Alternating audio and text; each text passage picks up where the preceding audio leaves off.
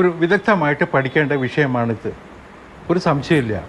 കാരണം ഇത് കേരളത്തിൽ മാത്രമേ ഇത്തരത്തിലുള്ള ഒരു പ്രശ്നം എൻ്റെ ശ്രദ്ധയിൽ വന്നിട്ടുള്ളൂ. ഇപ്പോൾ കാശ്മീരിലെ വലിയ തുരങ്കങ്ങൾ മുതൽ നമ്മൾ കുതിരാനിലൊക്കെ തുരങ്കം എന്തെല്ലാം നിർമ്മാണ പ്രവർത്തനങ്ങൾ ദേശീയപാത അതോറിറ്റി കേരളത്തിൽ നടത്തിയിട്ടുണ്ട്.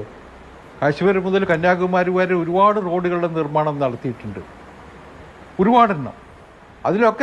അതിലൊന്നും ഉണ്ടാവാത്ത ഒരു പ്രതിസന്ധി ഇപ്പോൾ ഈ മലപ്പുറം ജില്ലയിലെ 200-250 മീറ്റർ സ്ഥലത്തും ഉണ്ടായിരിക്കുന്നു. മറ്റു പല ഭാഗത്തും ഇനിയിപ്പോൾ നാളെ ഉണ്ടായിക്കൂടായികയില്ല എന്നുള്ള ആശങ്കയും പലരും പങ്കുവയ്ക്കുന്നുണ്ട്. തീർച്ചയായിട്ടും അതുകൊണ്ടാണ് ഞാൻ പറഞ്ഞ് വിദഗ്ധമായിട്ട് പഠിക്കട്ടെ. ഇപ്പോൾ ഒരു കാര്യം മനസ്സിലാക്കണം, ഇത് BOT അടിസ്ഥാനത്തിലാണ്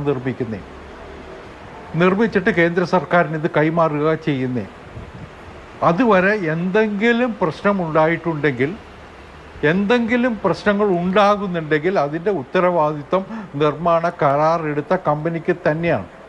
അതിനർത്ഥം കേന്ദ്ര സർക്കാരിന് ഉത്തരവാദിത്തം ഇല്ലെന്നല്ല. കേന്ദ്ര സർക്കാരിൻ്റെ മുമ്പിൽ ഇത്തരം കാര്യങ്ങളിൽ ഒരു വ്യക്തതയുണ്ട്. ഇത് ചെയ്യേണ്ടത്, നടപ്പിലാക്കേണ്ടത് തീർച്ചയായിട്ടും നിർമ്മാണ കരാർ എടുത്ത കമ്പനി തന്നെയാണ്. അവരെ കൊണ്ട് അതിനുള്ള ഉത്തരം പറയിപ്പിക്കുക തന്നെ ചെയ്യും. അല്ല, അതിപ്പോ ഒരു ആക്സിഡന്റ് ഉണ്ടായപ്പോഴല്ലേ കേന്ദ്രം പറയുന്നത് KVS ഇങ്ങനെയാണ്: The incident occurred due to the negligence of the concessionary to confirm the ground conditions and improve ground bearing capability prior to the commencement of work.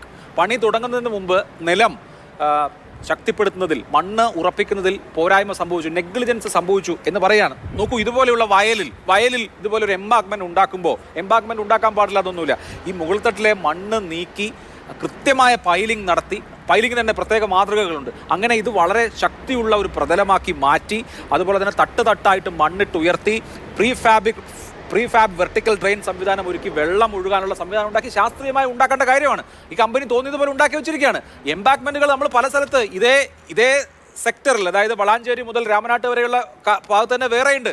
അപ്പോൾ എല്ലാം ഇങ്ങനെയാണോ എന്ന് ആരായാലും ആലോചിച്ചു പോയാൽ എന്ത് ചെയ്യാൻ പറ്റും? അല്ല അഭിലാഷ്, ഞാൻ പറഞ്ഞല്ലോ, ഞങ്ങൾ ആരും ഇതിനെ ന്യായീകരിക്കാൻ വരികയല്ല ചെയ്യുന്നത്.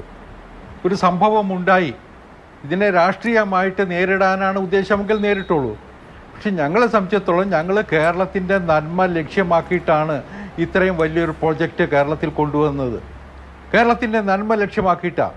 അതിലിപ്പോൾ CPMൻ്റെ സുഹൃത്ത് പറഞ്ഞതുപോലെ UDFൻ്റെ കാലത്ത് ലാൻഡ് അക്വിസിഷൻ മുഴുവൻ താറുമാറായി കടന്നിരുന്നതാണ്. LDF ഗവൺമെൻറ് വന്നതിന് ശേഷമാണ് ലാൻഡ് അക്വയർ ചെയ്യാനുള്ള നടപടി ഉണ്ടായത് പോലും. അതും ഞങ്ങൾ അംഗീകരിക്കുന്നു. UDFൻ്റെ കാലഘട്ടത്തിൽ സമരം ചെയ്യാൻ പലരും ഉണ്ടായിരുന്നു. അതും രണ്ടത്താനി പറഞ്ഞ് ശരിയായിരിക്കും. കാരണം ജമാഅത്തെ ഇസ്ലാമിക്കാരും ഒക്കെ, ഞാനിവിടെ പറവൂരൊക്കെ കണ്ടിട്ടുണ്ട് ലാൻഡ് അക്വിസിഷനെതിരായിട്ട് സമരം ചെയ്ത നേതാക്കന്മാർ ആരൊക്കെയായിരുന്നു എന്ന്. അതൊക്കെ ഉണ്ടായിരുന്നു. അതൊക്കെ മാറ്റി ലാൻഡ് അക്വയർ ചെയ്യാൻ സഹായിച്ചതും നിർമ്മാണത്തിന് വഴിയൊരുക്കിയതും അതിലൊക്കെ സംസ്ഥാന സർക്കാരിനും വലിയ പങ്കുണ്ട്. ഞങ്ങളതൊക്കെ അംഗീകരിച്ചുകൊണ്ട് തന്നെയാണ് പറയുന്നത്. ഇതിൽ രാഷ്ട്രീയമല്ല, രണ്ടത്താനി പറഞ്ഞ് ഞാൻ അംഗീകരിക്കുന്നു. ഇതിൽ രാഷ്ട്രീയമല്ല, ഇത് നമ്മളെ ബാധിക്കുന്ന ഒരു പൊതു പ്രശ്നമാണ്. ആ പ്രശ്നത്തിന് പരിഹാരം കാണണം. ആ പരിഹാരം കാണാൻ മോഡി ഗവൺമെൻറ്, നിതിൻ ഗഡ്കരി ഉൾപ്പെടെയുള്ളവർ ഒന്നിച്ചുണ്ടാകും. ഇവിടെ ഇപ്പോൾ നിർമ്മാണം പൂർത്തിയായതിനു ശേഷമാണെങ്കിൽ അത് ഗവൺമെൻറ്റിൻ്റെ തലയിൽ വരുമായിരുന്നു. ഇപ്പോഴത്തെ നിലയ്ക്ക് അതിൻ്റെ നിർമ്മാണ പ്രക്രിയ നടക്കുന്നതേ ഉള്ളൂ. അതുകൊണ്ട് അത് പരിഹരിക്കാൻ കഴിയും. അതിപ്പോൾ മണ്ണ് പരിശോധനയല്ല, അവിടെ നേരെ ആകാശത്തുകൂടിയുള്ള റോഡാണ് വേണ്ടതെന്നുണ്ടെങ്കിൽ അതിനുള്ള ശ്രമം പോലും നടത്താൻ കഴിയും. നമ്മൾ പല സ്ഥലത്തും ചെയ്തിട്ടുണ്ടല്ലോ, കഴക്കൂട്ടത്ത് ചെയ്തിട്ടില്ലേ? ഇപ്പോൾ തുറവൂർ മുതൽ അരൂർ വരെ നമ്മൾ നിർമ്മിക്കുന്നില്ലേ? പല സ്ഥലങ്ങളിലും അത്തരത്തിലുള്ള റോഡുകളുടെ നിർമ്മാണം നമ്മൾ ഏറ്റെടുത്തിട്ടുണ്ട്. ഈ 5-6 ആൾ പൊക്കത്തിൽ മണ്ണ് നിറച്ച് ഇപ്പോൾ ചെയ്തിരിക്കുന്ന പല സ്ഥലങ്ങളിലും അങ്ങനെയാണ്. നമ്മൾ യാത്ര ചെയ്യുമ്പോൾ കാണാം. അപ്പോൾ അവിടെയൊക്കെ വേണ്ടത്ര പരിശോധനകളും നടന്നിട്ടില്ലെങ്കിൽ അതിൻ്റെ ഉത്തരവാദപ്പെട്ട ആളുകൾക്കെതിരെയും നടപടി ഉണ്ടാവും. ഒരു സംശയമുണ്ട് ആ കാര്യത്തിൽ. കാരണം ഇവിടെ എന്തെങ്കിലും ക്രമക്കേടുകൾ നടന്നിട്ടുണ്ടെങ്കിൽ, കാരണം ഇന്ത്യയിൽ ഞാൻ നേരത്തെ സൂചിപ്പിച്ചതുപോലെ കാശ്മീർ മുതൽ കന്യാകുമാരി വരെ ആയിരക്കണക്കിന് കിലോമീറ്ററിലാണ് ഇന്ന് നിർമ്മാണ പ്രവർത്തനം നടക്കുന്നത്. അവിടെ അതിലൊരു ചെറിയ പ്രശ്നം ഉണ്ടാകുന്നത് കേരളത്തിലാണ്. അതിനോട് കണ്ണടച്ച് നിൽക്കാൻ കഴിയില്ല ഗവൺമെന്റിന്. നടപടിയെടുക്കും. ഉത്തരവാദപ്പെട്ട ഉദ്യോഗസ്ഥന്മാർക്കെതിരെ നടപടി ഉണ്ടാവും. കരാറുകാർക്കെതിരായിട്ട് നടപടി. കരാറുകാരിപ്പോൾ നിങ്ങളുടെ ചാനലിൽ തന്നെ കാണുന്നുണ്ട്, അവർ തെറ്റ് സമ്മതിക്കുന്നു എന്ന്. അപ്പോൾ അത്രയും നല്ലത്. പക്ഷേ പരിഹാരം കണ്ടേ പറ്റുള്ളൂ. കേരളത്തിലെ ജനങ്ങൾക്ക് ബുദ്ധിമുട്ടില്ലാത്ത വിധം മെച്ചപ്പെട്ട റോഡുകൾ നിർമ്മിച്ച് പ്രദാനം ചെയ്യാൻ മോഡി ഗവൺമെൻറ്റിന് ഉത്തരവാദിത്വമുണ്ട്, ബാധ്യതയുണ്ട്. അത് നിർവഹിക്കുക തന്നെ ചെയ്യും. ഒരു കാര്യം കൂടി ഞാൻ പറഞ്ഞ് അവസാനിപ്പിക്കാം. ഇപ്പോൾ ഈ റോഡിൽ കൂടി അല്ല, ഒരു മിനിറ്റ് അഭിലാഷേ, റോഡിൽ കൂടിയുള്ള നെൽവയൽ നികത്തി താഴ്ന്ന പ്രദേശങ്ങളിലൂടെ റോഡ് വെട്ടിയതാണ് പ്രശ്നമെന്ന് ആക്ഷേപിക്കുന്നുണ്ടല്ലോ. നമ്മുടെ റെയിലിൻ്റെ പ്ലാൻ എന്തായിരുന്നു? ഇതേപോലെ തന്നെ റോഡിൽ കൂടി ആയിരുന്നില്ലേ? ഈ ശ്രീധരനെ പോലുള്ള ഒരു ഒബ്ജക്ഷൻ പറഞ്ഞില്ലേ അന്ന്? കേരളത്തിലെ ഭൂമി അതിന് പറ്റിയതല്ല അന്ന് പറഞ്ഞിരുന്നു എന്ന് നമ്മൾ ചൂണ്ടിക്കാണിച്ചിരുന്നു, ഓർമ്മയുണ്ടോ? അതിനു മുമ്പ് രണ്ടത്താണി ഓർത്തു നോക്കൂ, മുനീറിൻ്റെ പദ്ധതി എക്സ്പ്രസ് വേ, അതും എങ്ങനെയായിരുന്നു? റോഡിൽ കൂടി ആയിരുന്നില്ലേ?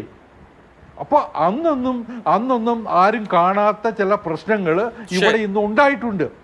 അന്ന് UDFനോ മുനീറിനോ തോന്നാത്ത ചില പ്രശ്നങ്ങൾ ഇന്ന് ഉണ്ടായിട്ടുണ്ട്. CPMന് LDF ഗവൺമെൻറ്റിന് കാണാത്ത ചില പ്രശ്നങ്ങൾ ഇന്ന് ഉണ്ടായിട്ടുണ്ട്. അത് പരിഹരിക്കും. അതിന് പരിഹരിക്കാനാണ് IITയിലെ ഉള്ള വിദഗ്ധന്മാർ ഉൾപ്പെടെ വന്നിട്ട് പരിശോധിക്കും, നടപടി ഉണ്ടാവും. അതിൽ കേരളത്തെ ജനങ്ങളെ കുഴപ്പത്തിലാക്കുന്ന ഒരു തീരുമാനവും മോഡി ഗവൺമെൻറ് ഭാഗത്തുനിന്നുണ്ടാകാൻ പോകുന്നില്ല. ശരി.